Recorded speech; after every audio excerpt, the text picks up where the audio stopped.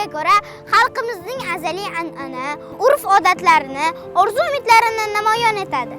Shu jumladan o'tganlar, yodga olinayotgan nuroniy bobo-momolarimiz qadrlanayotgan bugungi kun ham. Tinchlik muborak, siz muqaddas, kalom keksalarimiz duosiga ezgu niyatlar ushbu so'zni takror va takror eshitamiz.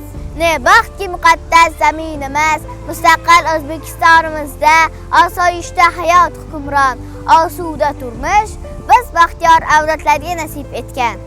Mamlakatimiz mustaqillikka erishgach, azaliy qadriyatlarimiz tantana qilib, yurtimizda ko'plab bayramlar nishonlana boshladi.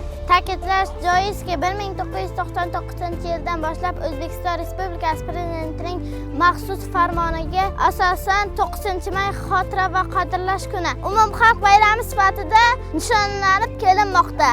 Muhtaram yurtboshimiz bu kunning naqadar ulug' ekanligiga alohida urg'u berib shunday degan edilar. Xotira deganda biz bu foniy dunyodan o'tgan ajdodlarimizni eslash, ularning qilgan ezgu ishlarini davom ettirishni tushunamiz. Bu xalqimizga xos azaliy fazilatdir.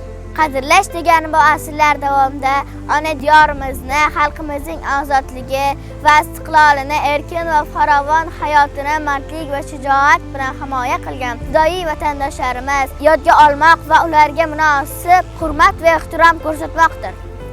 Haqiqatdan ham yurtimizda inson xotirasi qadr-qimmatini aziz hisoblanadi. Biz ulug' ajdodlarimizni, ota-bobolarimizni, fido yurtdoshlarimizni doimo hurmat bilan tilga olamiz. Osuda hayot uchun, Buyuk yurt uchun, musaffo osmon uchun, tinchlik uchun.